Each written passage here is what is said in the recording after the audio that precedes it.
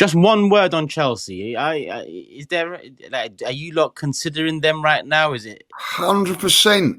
100%. Like, don't kid on all their fans saying that they ain't in the chair. Listen, as good as it was last night, we dropped a place.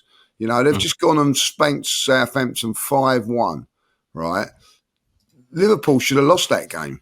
You know what I mean? Like, and they've gone and made it easy. So, you know, all these Chelsea fans, we're not in a chart race and manager and all that. Like, you know, yeah, you want to keep yourselves under the radar, like, you know.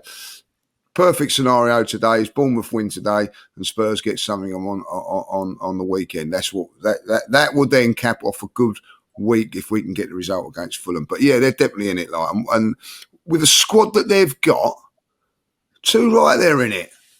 Right there in it, like, you know what I mean? They've got an unbelievable squad. And also, don't write out the fact that they ain't playing midweek games. You know what I mean? They're playing a conference where they can rest who they like. You know, next week after Fulham, we have got a difficult game against Monaco. So have Liverpool, so have Manchester City. And that is one of the reasons that they shouldn't be written out like. But let's hope that they do. And let's hope that their fans get their wish and they don't challenge for the title.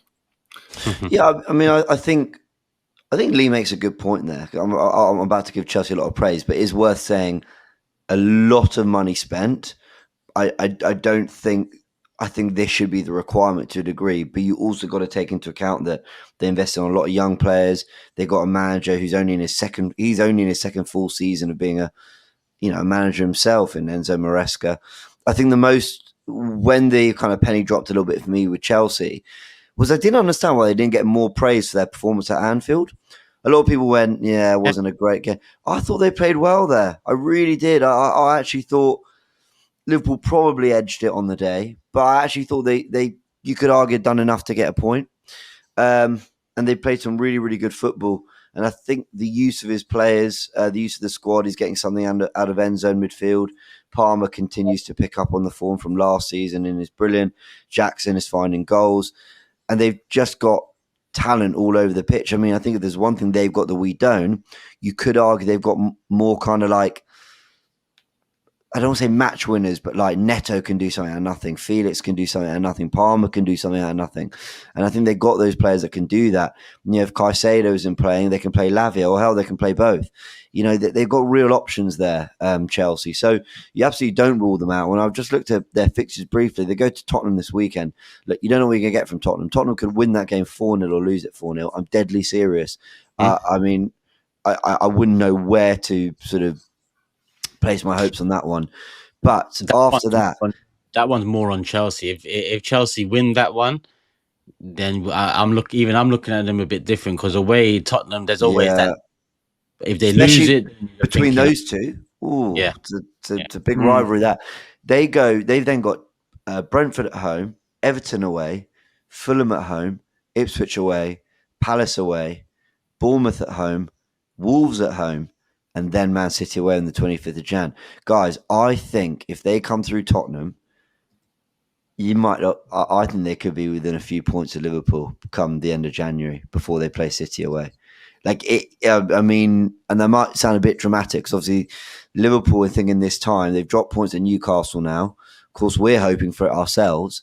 But they've got Spurs away themselves, West Ham away, Everton away, all before the end of December. If Chelsea do their job, I think by the end of Jan, they could easily be in that conversation. And hell, do they have money to spend in January? Probably. Yeah. So listen, you're in the race until you're out of it, and at the moment they're in it. They're top scorers in the league as well. I think Maresca's done a good job, to be honest. Quietly, I know they've spent a lot of money, so you expect it, but there was carnage there in the summer, and he's calmed it down real quick. Moved players on. Do I expect them to win the league? Probably not. I still don't think their goalkeeper's good enough. Still not totally convinced about Jackson up front, although he has improved. But like James said, when you got players like Palmer and Neto and these guys, and Nkunku came in last night, played really well. He's a player I've always rated. They could be having their 22-23 season, or 21-22, where you didn't expect anything halfway through the you're looking at them in a good position, and then that season sets the foundation for all the expectation in the next couple, which is go win the title, because that's been up. And they go about it differently. But if we go about it with the metric they use, we've been patient, trust the process. They've spent money, and it's manager come in and do it now. Because I don't think a lot of people looked at Poch last year and said terrible job. They looked at it, especially towards the end, and said, "All right, there's a little platform to build on."